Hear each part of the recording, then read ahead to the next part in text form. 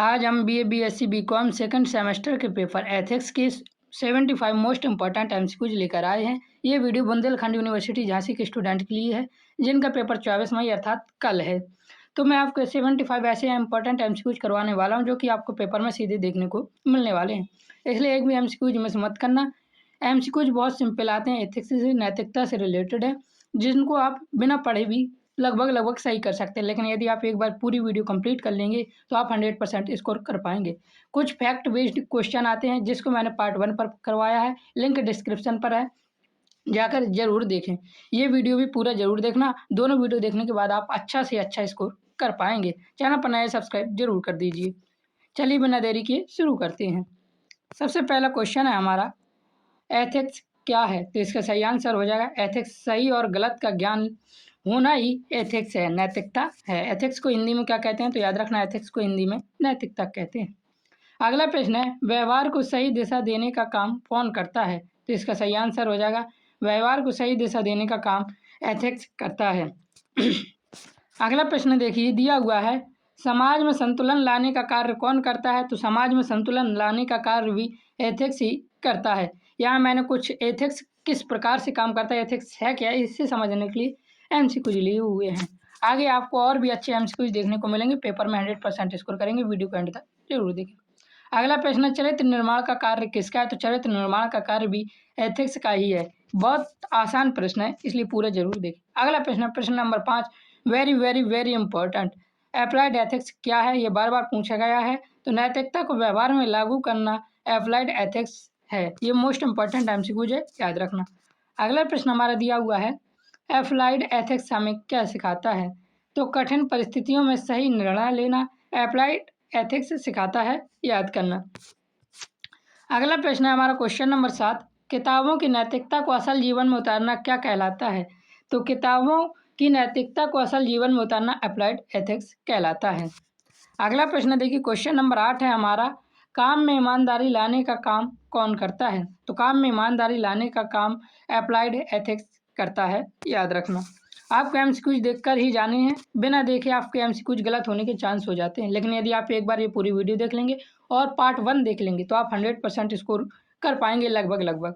अगला प्रश्न है, परिणाम बाद में कार्य की अच्छाई या बुराई किस पर निर्भर करती है? तो इसका सही आंसर हो जाएगा परिणाम पर करती है। परिणाम बाद में कार्य की अच्छाई या बुराई परिणाम पर निर्भर करती है, अर्थात परिणाम बाद मानता है कि कोई काम सही है या गलत, यह उसके अंतिम नतीजों पर निर्भर करता है कि उस काम का नतीजा क्या निकला। अगला प्रश्न, क्वेश्चन नंबर 10 दिया हुआ है, अंत भला तो सब भला किससे संबंधित है? आपने ये बहुत बार सुना होगा, अंत भला तो सब भला। ये नैतिकता से तो संबंधित है, लेकिन नैतिकता में किससे संबंधित है? तो इसका हमारा सही आंसर हो जाएगा यह परिणामवाद से संबंधित है, याद रखना। अगला प्रश्न, क्वेश्चन नंबर 11, परिणामवाद में सबसे अधिक महत्व किसे दिया जाता है? तो इसका सही आंसर हो जाएगा परिणामवाद में सबसे अधिक महत्व परिणाम को ही दिया जाता है। क्वेश्चन नंबर 12 देखिए, दिया हुआ है, झूठ बोलकर जान बचाना किसका उदाहरण है? तो इसका हमारा सही आंसर हो जाएगा ये परिणामवाद का उदाहरण है, झूठ बोलकर अपनी जान बचाना। याद रखना, बहुत बार ये रिपीट नहीं, वेरी इंपॉर्टेंट है, इसका पेपर तो पहली बार हो रहा है। अगला प्रश्न, क्वेश्चन नंबर 13, कर्तव्यवाद किस पर आधारित है? तो इसका सही आंसर हो जाएगा ये कर्तव्य पर आधारित है, कर्तव्यवाद। अगला प्रश्न, क्वेश्चन नंबर 14 हमारा, कर्तव्यवाद के अनुसार क्या जरूरी है? तो कर्तव्यवाद के अनुसार कर्तव्य निभाना जरूरी है। बहुत आसान प्रश्न, बस एक बार देखने की जरूरत है। क्वेश्चन नंबर 15, नियमों का पालन किस सिद्धांत में आता है? तो नियमों का पालन कर्तव्यवाद सिद्धांत में आता है। आप बुंदेलखंड यूनिवर्सिटीज के किस कॉलेज से हमें कमेंट में जरूर बताएं। पीडीएफ के लिए टेलीग्राम पर मैसेज कर सकते हैं, बिल्कुल फ्री में मैं आपको ये पीडीएफ प्रोवाइड करा दूंगा। अगला प्रश्न है, फर्ज निभाना ही असली सही काम है, यह किससे जुड़ा है? तो ये कर्तव्यवाद से जुड़ा है, कर्तव्य है तो कर्तव्यवाद से ही जुड़ा होगा। क्वेश्चन नंबर 17 दिया हुआ है, नैतिक सिद्धांत क्या है? तो सही और गलत का निर्णय करने वाले नियम को नैतिक सिद्धांत कहते हैं। क्वेश्चन नंबर 18 दिया हुआ है, नैतिक सिद्धांत क्या नियंत्रित करते हैं? तो सही आंसर हो जाएगा नैतिक सिद्धांत व्यवहार नियंत्रित करते हैं। क्वेश्चन नंबर 19 दिया हुआ है, जीवन में सही रास्ता दिखाने वाले नियम क्या कहलाते हैं? तो जीवन में सही रास्ता दिखाने वाले नियम नैतिक सिद्धांत कहलाते हैं। याद रखना, वेरी वेरी वेरी इंपॉर्टेंट है और पेपर में आने के चांस बहुत ज़्यादा हैं। क्वेश्चन नंबर 20 है हमारा, चिकित्सा नैतिकता किससे संबंधित है? तो चिकित्सा नैतिकता मरीज की देखभाल से संबंधित है। क्वेश्चन नंबर 21 है, मेडिकल एथिक्स डॉक्टर को क्या सिखाता है? मेडिकल एथिक्स डॉक्टर को मरीज की भलाई को ऊपर रखना सिखाता है। आगे देखिए क्वेश्चन नंबर 22 है हमारा, मेडिकल एथिक्स किन पर आधारित है? तो मेडिकल एथिक्स ट्रस्ट और केयर पर आधारित है। यहाँ पर आपके जो है वो नैतिकता से रिलेटेड क्वेश्चन, लेकिन फैक्ट बेस्ड क्वेश्चन पार्ट 1 में, पार्ट 1 का लिंक डिस्क्रिप्शन में जाकर जरूर देखें, क्योंकि फैक्ट बेस्ड क्वेश्चन भी इसमें पूछे जाते हैं। अगला प्रश्न है, इच्छा मृत्यु को और किस नाम से जाना जाता है? तो इसका सही आंसर हो जाएगा दया मृत्यु के नाम से जाना जाता है। इसे यूथेनेसिया भी कहा जाता है। याद रखना, इच्छा मृत्यु को और क्या कहा जाता है? यूथेनेसिया भी कहते हैं, जिसका अर्थ है किसी को गंभीर पीड़ा से मुक्ति देने के लिए दयापूर्वक मृत्यु देना। दया मृत्यु, इच्छा मृत्यु अर्थ और यूथेनेसिया कहलाता है। क्वेश्चन नंबर 24 दिया हुआ है, इच्छा मृत्यु किस स्थिति में दी जाती है? असहनीय दर्द में इच्छा मृत्यु दी जाती है। क्वेश्चन नंबर 25 है, इच्छा मृत्यु क्या है? तो ये एक विवादास्पद नैतिक मुद्दा है। इच्छा मृत्यु यह एक ऐसा विषय है जिस पर जीवन का अधिकार और पीड़ा से मुक्ति को लेकर हमेशा क्या होती रहती है? बहस होती रहती है। हमारे भारत के कोर्ट में भी बहस होती रहती है। अगला प्रश्न है, गर्भपात क्या है? तो इसका हमारा सही आंसर हो जाएगा गर्भ समाप्त करना गर्भपात है। चिकित्सा प्रक्रिया द्वारा गर्भावस्था को समय से पहले समाप्त कर देना गर्भपात कहलाता है। क्वेश्चन नंबर 27 है, गर्भपात किस दृष्टि से महत्वपूर्ण मुद्दा है? तो इसका सही आंसर हो जाएगा नैतिक और कानूनी रूप से गर्भपात महत्वपूर्ण मुद्दा है। इसमें अजन्मे बच्चे के जीवन का अधिकार और माँ को अपने शरीर पर अधिकार के बीच नैतिक बहस होती है, याद रखना। क्वेश्चन नंबर 28 दिया हुआ हमारा, लीगल एथिक्स किस पर आधारित है? तो लीगल एथिक्स फेयरनेस और ट्रुथ पर आधारित है। वीडियो का एंड तक जरूर देखना, एक भी एमसीक्यू मिस किए बिना पेपर देने बिल्कुल भी मत चले जाना। यहाँ से आपको क्वेश्चन देखने को मिलने वाले हैं। पार्ट 1 भी जरूर देखना, लिंक डिस्क्रिप्शन पर है। क्वेश्चन नंबर 29 है, लीगल एथिक्स किसे ईमानदारी से कार्य करने को कहता है? तो वकील और न्याय प्रणाली, इन दोनों को लीगल एथिक्स ईमानदारी से कार्य करने को कहता है। क्वेश्चन नंबर 30 दिया हुआ है, कानूनी नैतिकता में किसे प्राथमिकता दी जाती है? तो इसका हमारा सही आंसर हो जाएगा कानूनी नैतिकता में न्याय को प्राथमिकता दी जाती है। क्वेश्चन नंबर 31 देखिए दिया हुआ है, मीडिया एथिक्स का मुख्य उद्देश्य क्या है? सच्ची और निष्पक्ष जानकारी देना मीडिया एथिक्स का मुख्य उद्देश्य है, लेकिन हमारे यहाँ की मीडिया बिकी हुई है। क्वेश्चन नंबर 32 है, बिना मिलावट का सच दिखाना किससे जुड़ा है? तो ये मीडिया एथिक्स से जुड़ा है, बिना मिलावट का सच दिखाना, याद रखना। वेरी वेरी इंपॉर्टेंट, आपको सिर्फ एक बार एमसीक्यूज देखने की जरूरत है, आपको अपने आप सारे एमसीक्यूज याद हो जाएंगे। क्वेश्चन नंबर 33 है, फेक न्यूज फैलाना क्या है? तो फेक न्यूज फैलाना गलत है। झूठी खबरें फैलाना समाज में भ्रम और नफरत पैदा करती है, जो पूरी तरह से क्या है? अनैतिक है। क्वेश्चन नंबर 34 दिया हुआ है हमारा, पर्यावरण नैतिकता क्या सिखाती है? तो इसका सही आंसर हो जाएगा प्रकृति की रक्षा करना पर्यावरण नैतिकता सिखाती है। क्वेश्चन नंबर 35 दिया हुआ है, भविष्य की पीढ़ी के लिए संसाधन बचाने पर कौन जोर देता है? तो पर्यावरण नैतिकता भविष्य की पीढ़ी के लिए संसाधन बचाने पर जोर देता है। अगला प्रश्न क्वेश्चन नंबर 36, जो हम बार बार कहते हैं धरती हमारी माँ है, यह किससे जुड़ा है? तो यह पर्यावरण नैतिकता से जुड़ा है, धरती हमारी माँ है। क्वेश्चन नंबर 37 दिया हुआ है, जलवायु परिवर्तन क्या है? तो इसका हमारा सही आंसर हो जाएगा मौसम में लंबे समय का बदलाव जलवायु परिवर्तन कहलाता है। पृथ्वी के तापमान और मौसम के पैटर्न में होने वाले खतरनाक और दीर्घकालिक बदलाव को जलवायु परिवर्तन कहते हैं, याद रखना। अगला प्रश्न क्वेश्चन नंबर 38 हमारा, ग्लोबल वार्मिंग किससे बढ़ रही है? तो मानव गतिविधियों से ग्लोबल वार्मिंग बढ़ रही है। प्रदूषण, पेड़ों की कटाई और फैक्ट्रियों के धुएं जैसी इंसानी हरकतों के कारण धरती का तापमान लगातार बढ़ता जा रहा है। क्वेश्चन नंबर 39 दिया हुआ है, व्यवसाय नैतिकता का मुख्य आधार क्या है? तो ईमानदारी और फेयरनेस व्यावसायिक नैतिकता का मुख्य आधार है। क्वेश्चन नंबर 40 देखिए दिया हुआ है, व्यवसाय में भरोसा कैसे बनता है? तो व्यवसाय में भरोसा क्या होगा? ईमानदारी से ही बनेगा। बहुत आसान प्रश्न है, बस एक बार एंड तक वीडियो जरूर देखें। क्वेश्चन नंबर 41 ग्रीन मार्केटिंग किससे जुड़ी है? तो पर्यावरण अनुकूल प्रचार से ग्रीन मार्केटिंग जुड़ी है। ग्रीन शब्द जब भी आए तो हमेशा उसका अर्थ पर्यावरण से ही होता है। प्लास्टिक को छोड़कर पेपर या कपड़े के थैलों का इस्तेमाल करना पर्यावरण को बचाने का एक अच्छा व्यावसायिक कदम हो सकता है। ग्रीन मार्केटिंग, पर्यावरण अनुकूल प्रचार।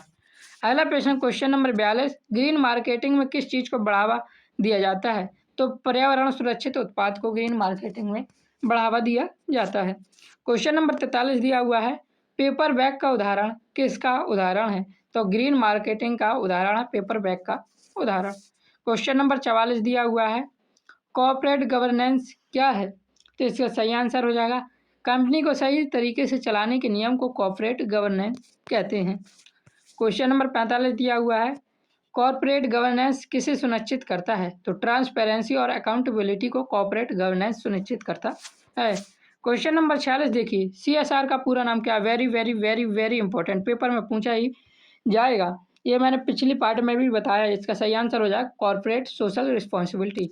पिछला पार्ट देखकर जरूर जाए, फैक्ट बेस्ड है वो वाला पार्ट, लिंक डिस्क्रिप्शन पर है। क्वेश्चन नंबर 47, CSR में कंपनी किसके प्रति जिम्मेदार होती है? तो इसका सही आंसर हो जाएगा समाज और पर्यावरण के प्रति जिम्मेदारी होती है CSR में कंपनी। क्वेश्चन नंबर 48 है, साइबर एथिक्स किससे जुड़ा हुआ है? तो सुरक्षित इंटरनेट उपयोग से साइबर एथिक्स जुड़ा हुआ है। इसमें बताया जाता है कि ऑनलाइन की दुनिया में किसी निजी जानकारी को चुराना बिना इजाज़त के शेयर करना गलत है। अगला प्रश्न हमारे दिया 49, साइबर एथिक्स क्या सिखाता है? तो प्राइवेसी का सम्मान करना साइबर एथिक्स सिखाता है। क्वेश्चन नंबर 50 है, हैकिंग क्या है? तो गलत कार्य करना हैकिंग है। देखिए यहाँ पे नैतिकता के हिसाब से पूछा है तो हैकिंग गलत कार्य करना है, लेकिन यदि इसे हम अब परिभाषा के आधार पर बताएं तो किसी भी कंप्यूटर या नेटवर्क में बिना अनुमति के घुसपैठ करना एक अपराध और नैतिक कार्य है, ये याद रखना। तो हैकिंग क्या है? किसी के कंप्यूटर या नेटवर्क में बिना अनुमति के घुसपैठ करना हैकिंग कहलाता है, याद रखना ये। अगला प्रश्न इनकॉमन, साइबर बुलिंग क्या है? ऑनलाइन परेशान करना साइबर बुलिंग कहलाता है और भारत में साइबर बुलिंग के केस लगातार बढ़ते जा रहे हैं। क्वेश्चन नंबर 52 है, साइबर बुलिंग किस प्रकार की समस्या है? तो यह नैतिक और कानूनी समस्या है साइबर बुलिंग। क्वेश्चन नंबर 53 दिया हुआ है, ऑनलाइन गाली देना क्या कहलाता है? तो ऑनलाइन गाली देना, ऑनलाइन किसी को अभद्र भाषा का प्रयोग करना साइबर बुलिंग कहलाता है। आप किसी भी रूप में ऑनलाइन गाली दें, इसलिए मजाक में भी ऑनलाइन गाली बिल्कुल भी ना दें। जेंडर इक्वालिटी का अर्थ क्या है? तो दोनों को समान अधिकार, पुरुष और महिला दोनों को समान अधिकार देना जेंडर इक्वालिटी का अर्थ है। क्वेश्चन नंबर 25 है, जेंडर इक्वालिटी किस पर आधारित है? तो जेंडर इक्वालिटी समानता पर आधारित है। बहुत आसान प्रश्न, सभी लोग बता सकते हैं इनके आंसर। क्वेश्चन नंबर 56 दिया हुआ है, लड़की को पढ़ाने देना किसे बढ़ावा देता है? तो यह जेंडर इक्वालिटी को बढ़ावा देता है, लड़की को पढ़ने देना या उसे पढ़ाने देना। क्वेश्चन नंबर 57 है, पीस एथिक्स किससे संबंधित है? तो इसका हमारा सही आंसर हो जाएगा यह शांति से संबंधित है। यह विवादों को अहिंसक तरीके से सुलझाने और दुनिया में शांति व भाईचारा बनाए रखने की शिक्षा देता है, जो कि डोनाल्ड ट्रंप के पास बिल्कुल भी नहीं है। क्वेश्चन नंबर 58 दिया हुआ हमारा, पीस एथिक्स में किसे प्राथमिकता दी जाती है? तो पीस एथिक्स में शांति को प्राथमिकता दी जाती है। क्वेश्चन नंबर 59 है, संघर्ष को कैसे सुलझाना चाहिए? तो संघर्षों को बातचीत और समझदारी से सुलझाना चाहिए, याद रखना। किसी भी विवाद का सबसे अच्छा और स्थायी हल आपसी बातचीत और कूटनीति से ही निकलता है, याद रखना। क्वेश्चन नंबर 60 है हमारा, सस्टेनेबल डेवलपमेंट का मतलब क्या है? वर्तमान और भविष्य को ध्यान में रखना सस्टेनेबल डेवलपमेंट है, अर्थात सतत विकास है। यह सुनिश्चित करता है कि आर्थिक तरक्की के साथ साथ प्रकृति और पर्यावरण को भी बचाया जा सके। सस्टेनेबल डेवलपमेंट सतत विकास कहलाता है। क्वेश्चन नंबर 61 है हमारा, सस्टेनेबल डेवलपमेंट किसे बैलेंस करता है? तो यह विकास और पर्यावरण को बैलेंस करके चलता है, कि मतलब कि आज विकास भी हो जाए और हमारे पर्यावरण को भी क्षति न पहुंचे। क्वेश्चन नंबर 62 दिया हुआ है, एनिमल एथिक्स किससे जुड़ा है? तो यह जानवरों के अधिकार से एनिमल एथिक्स जुड़ा हुआ है। क्वेश्चन नंबर 63 दिया हुआ है, जानवरों पर अत्याचार करना क्या है? तो जानवरों पर अत्याचार करना अनैतिकता है। ये तो सभी बता सकते हैं, बहुत आसान प्रश्न आते हैं। क्वेश्चन नंबर 64 है, विज्ञापन नैतिकता क्या कहती है? तो विज्ञापन सच्चा होना चाहिए, विज्ञापन नैतिकता कहती है। क्वेश्चन नंबर 65 है, फेक क्लेम करना क्या है? तो इसका हमारा सही आंसर हो जाएगा, फेक क्लेम करना गलत है। ग्राहक को आकर्षित करने के लिए झूठे वादे करना व्यावसायिक धोखाधड़ी और अनैतिक में आता है। तो फेक क्लेम करना क्या है? व्यावसायिक धोखाधड़ी है, ये भी याद रखना। क्वेश्चन नंबर 66 है, डेटा प्राइवेसी क्या है? डेटा की सुरक्षा डेटा प्राइवेसी है।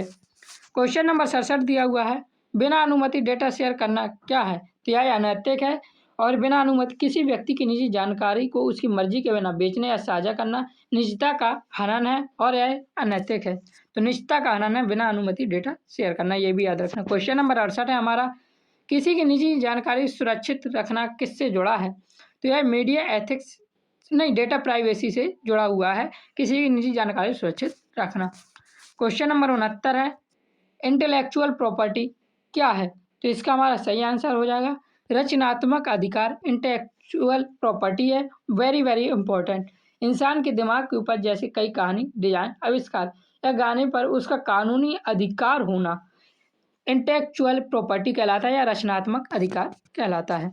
क्वेश्चन नंबर 70 है, किसी के आइडिया को कॉपी करना क्या है? तो किसी के आइडिया को कॉपी करना अनैतिक है और यह कॉपीराइट से संबंधित है। क्वेश्चन नंबर 71 दिया हुआ है, कॉपीराइट किससे संबंधित है? तो विचार और रचना से कॉपीराइट संबंधित है। यह लेखकों, संगीतकारों और कलाकारों को उनकी मूल रचनाओं की सुरक्षा को अधिकार देता है कॉपीराइट, याद रखना ये।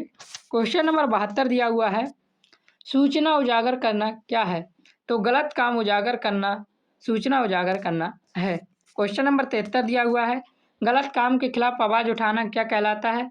तो इसका हमारा सही आंसर हो जाएगा एथिकल करेज कहलाता है। किसी गलत या अनैतिक काम का विरोध करने के लिए जो नैतिक साहस चाहिए उसे क्या कहते हैं? एथिकल करेज कहते हैं। क्वेश्चन नंबर 74 दिया हुआ है, भ्रष्टाचार क्या है? गलत तरीके से फ़ायदा उठाना भ्रष्टाचार है। वह किसी भी चीज़ में हो सकता है, गलत तरीके से अपने पद या शक्ति का दुरुपयोग करना और उसे अनुचित तरीके से निजी लाभ करके भ्रष्टाचार करना। क्वेश्चन नंबर 75 है, रिश्वत लेना क्या कहलाता है? तो रिश्वत लेना एक प्रकार का भ्रष्टाचार है। अपना काम करवाने के लिए अवैध रूप से पैसे लेना या देना भ्रष्टाचार का सबसे आम रूप है। और यदि आप ये एमसीक्यूज करते हैं तो आप नैतिकता से अपने सारे प्रश्न हल कर पाएंगे। चैनल पर नए सब्सक्राइब जरूर कर लीजिए। जय हिंद, जय भारत। पीडीएफ के लिए टेलीग्राम पर मैसेज जरूर करें। राधे राधे।